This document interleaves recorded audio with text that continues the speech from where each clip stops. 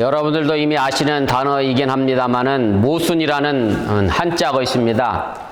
이 단어는 창모자와 방패순이라고 하는 한자어로 이제 구성이 되어 있습니다. 그대로 직역하자고 하면 창과 방패라고 하는 그런 말인데, 이 말은 우리가 흔히 말과 행동이 서로 맞지 않을 때 사용하는 단어가 모순이라고 하는 단어입니다. 이 모순에 관련된 고사성어가 있기 때문에 이제 이런 의미로 이제 쓰게 됩니다. 중국에 초나라가 있었는데 초나라에 이제 방패와 창을 파는 사람이 있었습니다. 근데 이 장사꾼이 이제 방패를 팔면서는 이렇게 얘기를 했습니다. 이 방패는 참 단단하고 굳어서 그 무엇으로도 뚫을 수가 없습니다. 라고 방패를 선전하면서 팔았고요. 또 창을 팔면서는 이렇게 얘기했습니다. 이 창은 날카로워서 그 어떤 방패도 못 뚫는 것이 없습니다. 라고 그렇게 장사를 했습니다. 그러자 지나가는 어떤 사람이 그 이야기를 듣고 나서 이렇게 그 장사꾼에게 물었다는 거지요.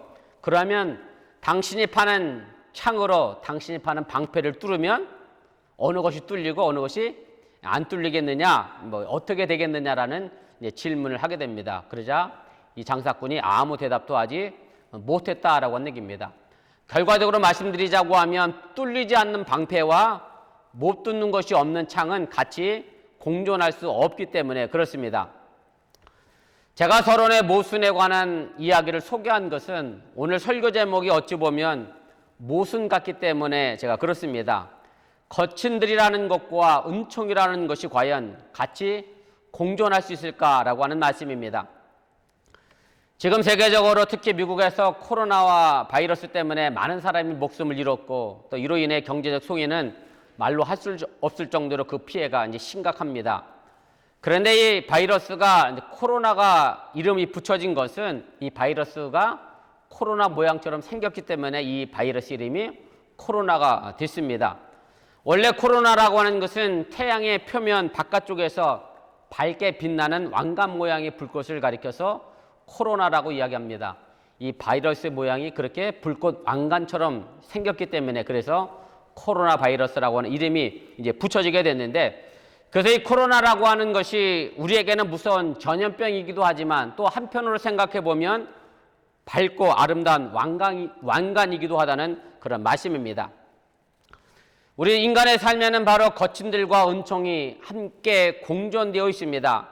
그런데 어떤 사람들은 거친들만 보는 사람들이 있고 또 어떤 사람은 그 거친들에서도 은총을 보고 경험하는 사람이 있음을 알게 됩니다. 마치 거친들과 은총은 일종의 동전의 양면과 같다고 해도 틀리지가 않습니다. 어느 한쪽이 없이는 단 한쪽도 존재할 수 없다고 하는 얘기입니다. 아마 여러분들이 지금 바로 이런 상황에 놓인 것이 아닐까라는 생각을 하게 됩니다. 무슨 말씀인가 하면 여러분들이 코로나 때문에 어쩔 수 없이 쉬신 지가 벌써 한 달이 되어가고 아마 넘어가는 줄로 압니다. 열심히 일하면서 잠시 쉬는 휴식은 참 꿀맛 같고 참 좋은데, 그런데 기약 없이 아무 일도 없이 계속 쉬는 것은 결코 좋은 휴식도 꿀맛 같은 휴식도 될 수 없다라고 하는 얘기입니다.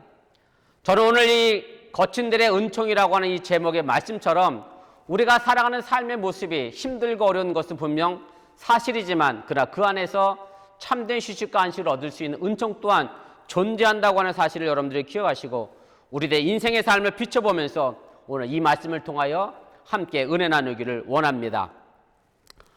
먼저 생각할 것은 거친들은 우리가 반드시 거쳐야 하는 것입니다. 저는 하루 중에 특별히 아침에 일어나자마자 블라인드를 열면서 하는 행동이 있습니다. 낮에도 가끔 시간 날 때마다 하는 행동이긴 합니다만은 창밖을 내다봅니다. 그럼 우리 아이들이 그걸 보고 있으면서 아빠 뭐가 보여? 왜 창밖을 내다봐? 이런 질문을 던지면 제가 창밖을 내다보면서 늘 똑같은 대답을 합니다. 창밖을 보면 뭐가 보일까요? 모르시는구나. 창밖을 보면 인생이 보입니다.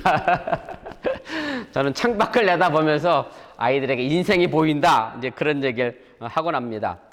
인문학이라고 하는 학문이 있습니다. 참 복잡하고 어려운 학문 같습니다만은 단순하게 생각해 보면 사람이 무엇이고 인생이 무엇이고 왜 살아가야 하는가 같은 물음과 같은 것이 이제 인문학의 내용이고요. 인간답게 사는 것이 무엇인지에 대하여 고민하는 학문이 바로 인문학이라고 해도 틀리지가 않습니다.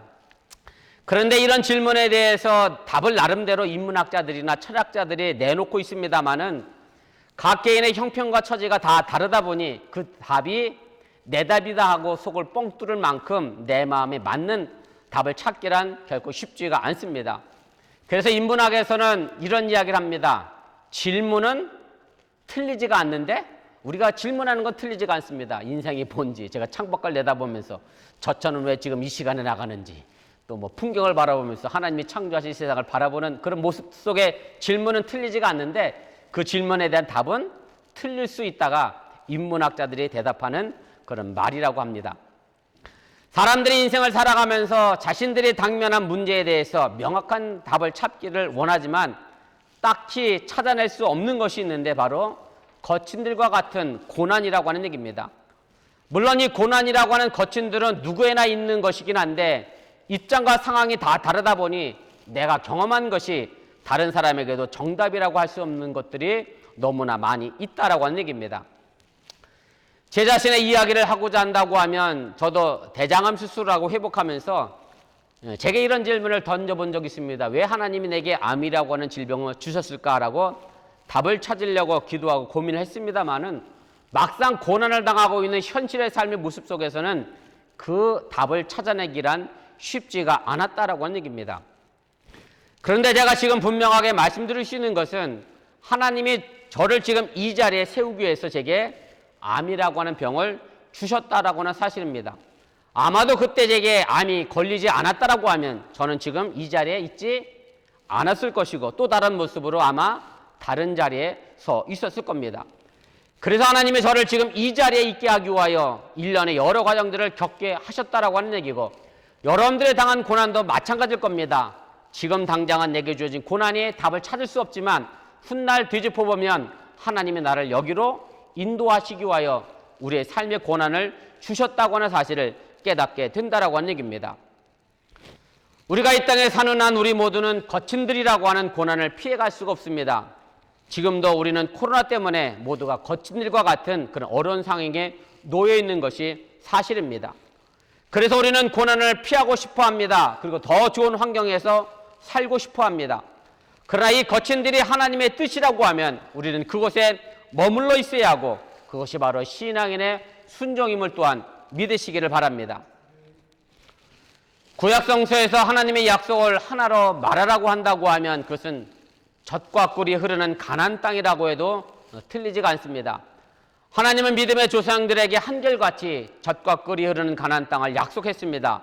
그리고 이것을 처음 받은 사람은 바로 아브라함이었는데 그러나 이 약속은 아브라함이 살아있을 때 이루어진 것이 아니라 거의 500년이 지나고 나서야 이루어지게 됐습니다. 아마 아브라함 입장에서는 이 젖과 꿀이 흐르는 땅이 자기가 살아있는 동안에 이루어질 것이라고 믿었는데 결국 그렇게 되지 않았다라고 하는 얘기고 아마 이 시점에서 여러분들이 이미 과거의 구약성경 이야기를 알고 계시니까 드리는 말씀이지만 여러분들이 500년 뒤에 이 일이 이루어질 것을 믿는다는 것이 과연 가능하겠는가 우리가 생각해 볼 필요가 있습니다.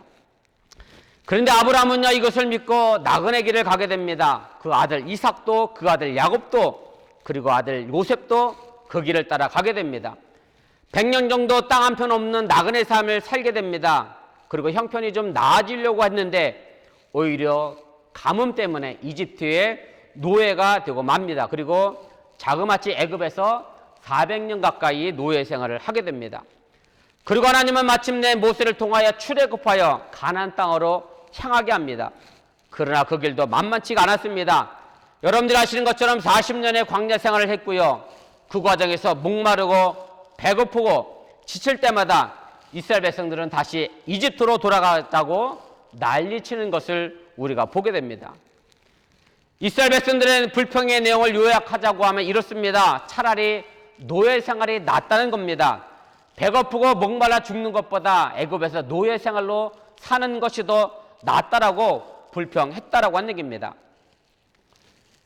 지금 이 설교를 듣고 있는 여러분들도 아마 이런 생각을 할 수 있습니다. 이스라엘 백성들이 참 어리석고 바보 같다라고 할 수 있을 겁니다. 그거 40년 잘 견디면 분명 적각구리는 가나안 땅이 있는데 그거 참지 못해서 어떻게 다시 노예 생활하는 애굽으로 돌아가자고 이야기할 수 있을까라고 생각할 수 있다라고 하는 얘기입니다. 그런데 이스라엘 백성들이 참 어리석고 바보 같지만 이것이 또한 우리들의 삶의 모습임을 깨달아야 합니다. 무슨 말씀인가 하면 우리가 피할 수 없는 고난에 대해서 하나님께 대해 원망과 불평을 하고 있다고 하면, 그래서 내게 하나님이 필요 없다고 하면서 세상으로 돌아가겠다고 하면 우리 또한 애굽으로 돌아가 노예 생활을 하고자 하는 이스라엘 백성들과 결국 다르지 않다라고 하는 말씀입니다. 그래서 우리에게는 세상에서 벗어나 하나님 앞에서 주체적인 신앙인이 되는 훈련의 과정이 필요한 것이고, 하나님은 이스라엘을 광야 40년 동안 주인이 되는 과정을 훈련시켰다고 하는 사실을 기억하시기를 바랍니다. 이 과정에서 성경을 통해 우리에게 분명하게 가르쳐주고 있는 것이 있습니다. 그것은 바로 상식이라는 것을 가르쳐 주셨습니다.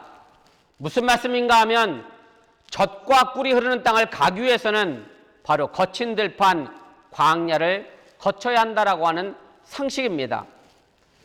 사실 이것이 딜레마이긴 합니다. 제가 늘 말씀드리는 이야기이긴 합니다만은 사람들은 젖과 꿀이 흐르는 가나안 땅에 가고 싶은데 거친들은 가기 싫어한다라고 하는 얘기입니다. 그런데 이것은 이스라엘만의 이야기가 아니라고 하는 얘기입니다. 우리 모두가 그렇습니다. 영광은 누구나 얻고 싶은데 이것을 이루기 위한 고난의 길은 가고 싶지 않다라고 하는 말씀입니다. 지금 아이들이 전부 온라인으로 공부를 하고 있을 텐데 제가 몇 분들과 이제 이런 이야기를 나누다 보니까 대부분의 자녀들이 그래요. 밤새 게임하고 낮은 늦게까지 자고 출석 체크를 안 한대요, 학교에서. 아유, 출석 체크라도 좀 하면 좋겠는데 그럼 제 시간에 일어나서 수업을 들을 텐데 그것도 아니라서 늦게 아마 일어나서 공부들을 한다고 나름대로 하는 것 같은데, 공부한 학생이 원하는 건 늘 1등입니다만은 1등에서 좋은 대학 가고 싶어 하는데 문제는 공부하는 건 싫어한다는 데 있다라고 하는 얘기입니다. 공부하지 않고는 결코 1등도 할 수 없고 좋은 대학도 갈 수 없다는 사실입니다.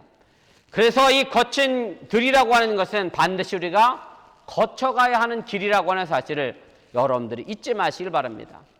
그런데 이 지점에서 우리가 또 하나 생각할 것은 이 거친 광야길은 선택이 아니라 필수이긴 합니다만은, 그러나 젖과 꿀이 흐르는 땅은 꼭 우리에게 주어지는 필수적인 일은 아니라고 하는 사실을 여러분들이 깨달으시기를 바랍니다. 오늘 우리가 읽은 본문 14절 앞부분에 보면 이런 이야기가 있습니다. 보라, 내가 그를 타일러 거친 들로 데리고 가서 라고 하는 말씀이 있습니다. 하나님께서 이스라엘 백성들을 거친 들로 데리고 가셨다라고 하는 얘기입니다. 그러게 이 거친 들은 하나님의 백성된 우리들도 피해갈 수 없는, 반드시 겪어내야 되고 이겨내야 될 시련과 고난이라고 하는 사실을 우리가 알게 됩니다. 그런데 거친 들이 필수지만 그렇다고 해서 젖과 꿀이 흐르는 땅도 필수가 되는 것은 아니라고 하는 사실입니다. 여러분들이 아시는 것처럼 이스라엘 백성들이 광야 40년을 걸어갔지만 모두가 다 젖과 꿀이 흐르는 가나안 땅에 들어가지 못했다라고 하는 얘기입니다. 광야를 걸어가는 도중에 하나님께 불평하고 불만했던 사람들은 그 광야길에 모두 죽어버렸다라고 하는 얘기입니다. 처음에는 힘이 들면 누구나 불평과 원망을 할 수 있습니다. 처음부터 힘이 드는데 불평과 원망을 하지 않는 신앙인이 있다고 하면 그분은 벌써 가나안 땅에 들어갔다고 해도 아마 틀리지가 않을 겁니다. 그런데 불평과 원망을 계속 하다 보면 결국 이것이 삶이 되어버리는데 문제가 있습니다. 불평과 원망을 계속하게 되면 이것이 익숙하게 되고, 그러다 보면 그 속에서 하나님의 뜻을 찾고 감사를 할 수 없게 된다는 말씀입니다.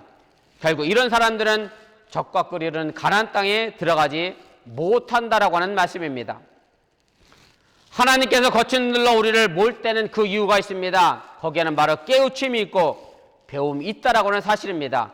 그러게 이것을 통해 우리를 훈련시킨다는 사실 또한 기억하시길 바라며, 내게 당면한 거친 광야에 대하여 불평과 원망이 아니라 당당히 딛고 겪어낼 수 있기를 주님의 이름으로 간절히 축원을 드립니다. 두 번째로 거친 들에서 바알을 버리시기를 바랍니다. 어찌 보면 광야 40년이 이스라엘 역사 속에서 가장 찬란하고 위대한 장소와 시간이었다고 할 수가 있습니다. 왜냐하면 바로 이 광야 40년 시간 속에서는 하나님을 만났고 하나님이 그들과 동행해 주셨고, 그리고 이스라엘 백성들과 하나님이 서로 언약을 맺음으로 하나님의 언약의 백성이 되었기 때문에 그렇습니다. 이스라엘 백성들은 광야 40년 동안 하나님을 의지했고, 바로 이스라엘 백성들을 위해서 하나님은 구름 기둥과 불 기둥으로 인도하셨고, 홍해 바다를 갈라주셨고, 만나와 메추라기도 먹여주셨고, 반석에서 샘물이 솟아나게 하심으로 해서 목마름도 해결해 주셨다고 하는 사실을 여러분들이 기억하시길 바랍니다. 이렇게 40년 동안 하나님과 동행했던 이 이스라엘 백성들이 드디어 가나안 땅에 정착하고 생활이 안정돼 가면서 이 상황은 금방 바뀌고 말았다라고 하는 사실입니다. 오늘 보면 16절, 17절 말씀인데 이런 말씀이 있습니다. 여호와께서 이르시되 그날에 내가 나를 내 남편이라 일컫고 다시는 내 바알이라 일컫지 아니하리라. 내가 바알들의 이름을 그의 입에서 제거하여 다시는 그의 이름을 기억하며 부르는 일이 없게 하리라. 이 말씀 속에서 우리가 알 수 있는 것은 이스라엘 백성들은 가나안에 정착하면서 바로 하나님을 버리고 바알의 이름을 부르며 우상에게 절했다라고 하는 사실입니다. 성경에 보면 예언자들이 한결같이 말하는 것이 있습니다. 그것은 바로 하나님을 선택할 것이냐 바알을 선택할 것이냐 선택하라고 하는 얘기입니다. 바알이라고 하는 신은 본래 풍년의 신입니다. 가나안 땅에서 많이 숭배했던 우상이었고요. 또 가나안 사람들은 이 바알이 비를 지배한다고 생각을 했습니다. 그래서 비가 오지 않을 때 바알을 섬겼고 바알에게 절을 했습니다. 그리고 바알은 주인이란 뜻도 가지고 있습니다. 혹은 소유자란 뜻을 가지고 있고요. 그래서 토지의 주인이고 풍요를 주관하는 그런 신으로 알려져 있습니다. 그래서 오늘 본문 16절의 한국 성경에는 바알이라고 번역이 되어 있습니다만은 영어 성경에 보면 이 바알이 메스터라고 번역이 되어 있어서 주라고 주인이라고 번역되어 있음을 우리가 보게 됩니다. 그래서 다시 말씀드리면 바알은 소유하려고 하는 신이고요. 물질적인 신이기 때문에 지금 우리가 성숙한 신앙인들이라고 하면 더 이상 바알의 신들의 이름을 부르지 않아야 한다고 하는 사실을 믿으시기를 바랍니다. 그런데 우리가 여전히 하나님의 이름을 부르면서도 무엇을 많이 가지려고 하고 물질만을 쫓아가고 있다라고 하면 우리는 입술로만 하나님의 이름을 부르는 것이고 마음으로는 바알을 섬기고 있다고 해도 틀리지가 않다라고 하는 얘기입니다. 이 바알은 우리에게 단순히 물질과 소유로만 나타나지는 않습니다. 이 시대에 우리를 유혹하는 바알들은 물질과 소유뿐만 아니라 여러 가지 모양으로 우리를 유혹하고 있다고 하는 사실을 여러분들이 깨달으시길 바랍니다. 참 슬픈 현실이긴 합니다만은 요즘 교회를 선택하는 기준 자체도 어찌 보면 물질과 소유에 집중되어 있는 현실이기 때문에 이미 교회 안에서도 바알이 우리를 지배하고 있다고 하는 사실을 인지할 필요가 있다라고 하는 얘기입니다. 그래서 이 바알이 더 이상 우리 교회 안에 머물지 못하도록 우리가 몰아내야 하고, 바로 이렇게 어번교회가 하나님 앞에 책임 있는 성도로서의 본분을 다할 때 하나님은 우리를 위하여 새로운 세상을 열어주신다고 하는 사실을 믿으시기를 바랍니다. 오늘 보면 18절 말씀입니다. 제가 읽어보겠습니다. 그날에는 내가 그들을 위하여 들짐승과 공중의 새와 땅의 곤충과 더불어 언약을 맺으며 또 이 땅에서 활과 칼을 꺾어 전쟁을 없이 하고 그들로 평안히 눕게 하리라. 사실 이런 세상이 어디 있느냐라고 반문할 수 있을 겁니다.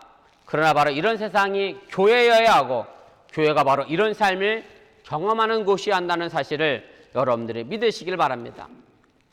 우리가 이 거친들을 살아가면서 항상 조심할 것은 하나님을 버리고 바알의 이름을 부르지 않아야 한다는 것이고, 세상의 삶 속에 빠져 영혼 없이 하나님의 이름을 부르면서 바알에게 무릎 꿇는 삶을 살지 않기를 주님의 이름으로 간절히 축원을 드립니다.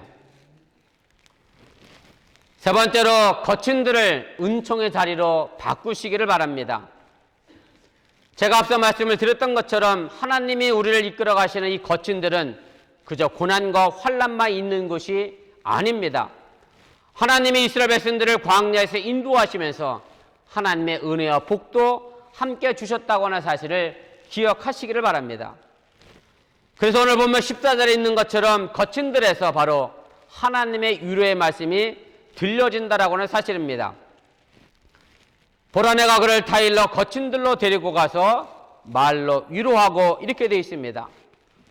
사실 우리의 인생에서 고난이나 질병이 없다라고 하면 우리 인생은 교만해질 수밖에 없습니다. 그래서 시편 기자가 시편 119편 17절에 71절에 이렇게 고백을 합니다. 고난당한 것이 내게 유익이라, 이로 말미암아 내가 주의 윤례를 배우게 되었나이다라고 말씀하고 있습니다. 시편 기자는 바로 거친 들에서 하나님을 만났고 하나님의 위로의 말씀을 들었다는 것인데, 바로 이 위로의 음성을 저와 여러분들이 또한 들어야 함을 믿으시기를 바랍니다. 그리고 하나님은 우리와 결혼하셔서 우리에게 귀한 선물을 주시겠다라고 말씀하고 있음을 여러분들이 또한 기억하시기를 바랍니다. 오늘 본문 19절 20절 말씀입니다. 내가 내게 장가들어 영원히 살되 공의와 정의와 은총과 국률이 여김으로 내게 장가들며 진실함으로 내게 장가들리니 내가 여호와를 알리라. 하나님이 우리에게 장가들어 주신다라고 말씀하시면서 하나님은 바로 거친 들에서 우리 성도들을 아내들로 맞아들이겠다라고 말씀하시면서 우리에게 귀한 선물을 주셨다고 하는 사실을 여러분들이 깨달으시길 바랍니다. 하나님이 영원히 우리와 함께 계시고, 그리고 공의와 정의와 은총과 국률, 그리고 진실함이 바로 우리에게 주어진 귀한 선물이라고 하는 말씀입니다. 공의라고 번역된 히브리어는 체데크라고 하는 단어를 사용했습니다. 이 단어의 의미는 옳음을 독점하지 않는다는 말씀입니다. 다시 말씀드리면 나 좋을 대로 하지 않는 것이 공의라고 하는 말씀입니다.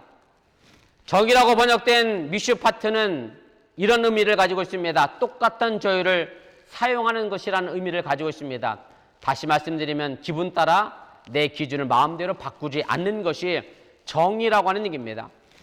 은총으로 번역된 헤세드는 서로에 대한 신실함을 뜻하고, 영어 성경에서는 이 단어를 러브로 번역해서 사랑을 우리에게 가르쳐 주고 있습니다. 긍휼이라고 번역된 라카빔은 자기 태를 찢고 나온 자식에 대한 어머니의 정 혹은 사랑을 뜻합니다. 그리고 마지막으로 진실함으로 번역된 에무나는 자기 속에 있는 영적인 능력을 신뢰하는 것을 의미하게 됩니다. 바로 우리의 삶의 중심에 이런 가치들이 굳게 자리 잡고 있다고 하면 우리의 삶은 더 이상 거친들의 삶이 아니라 바로 하나님의 은혜와 축복으로 가득한 삶임을 믿으시기를 바랍니다. 그리고 우리가 하나님과 결혼하겠다고 하면 바로 이런 혼수를 준비해야 한다고 하는 사실 또한 기억하시기를 바랍니다. 하나님의 사랑을 받기에는 많이 부족한 우리를 위해서 하나님이 일방적으로 주시는 사랑의 맹세는 우리를 바로 새로운 존재로 이렇게 세우는 힘이라고 하는 사실을 여러분들이 깨달으시길 바랍니다.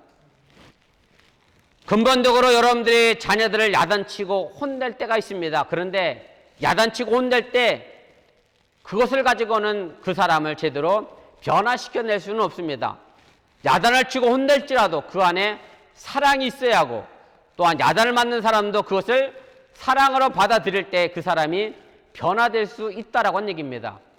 부모는 사랑과 마음을 가지고 야단을 치고 있는데 자녀는 부모가 내게 화풀이하고 있다, 괜히 신경질 낸다라고 생각하면 그 자녀는 결코 변화될 수 없는 것과 같은 이치라고 하는 얘기입니다. 지금 우리가 겪고 있는 이 코로나 사태는 분명 우리에게는 거친 들입니다. 그러나 이 거친 들 속에서 바로 여러분들이 하나님의 사랑의 음성을 들으시길 바라고 하나님의 사랑을 또한 깨달으시길 바랍니다. 그러하게 될 때 이 거친 들은 더 이상 우리에게 거친 들이 아니라 내 삶을 새롭게 하는 은총의 힘이 된다고 하는 사실을 여러분들이 믿으시기를 바랍니다. 여러분들도 보신 분들이 계시겠습니다마는 코로나로 인해서 전 세계 공장이 잠시 멈춰섰고 자동차가 멈추고 났더니 공기가 맑아지고 야생동물이 활개치고 살아가는 모습을 보면서 우리가 들어야 될 하나님의 음성이 무엇인가를 분명하게 깨닫게 됩니다. 제가 미국의 사진 두 장을 준비했습니다. 하나는 LA 사진이고요. 또 하나는 뉴욕 사진입니다. 딱 1년 전 사진인데 코로나 때문에 잠시 공장과 자동차가 멈춰서니까 하늘의 공기가 이렇게 달라진 것을 우리가 알 수 있게 되고 또한 보게 됩니다. 우리가 이런 모습을 보면서 결국 인간의 욕심이 이 지구상의 가장 무서운 바이러스가 아닌가 하는 생각을 제가 가지게 됩니다. 우리 모두가 그동안 복잡한 일터에서 치열하게 살아가느라 듣지 못했던 하나님의 음성을 코로나로 인해 잠시 쉬면서 들으시기를 바랍니다.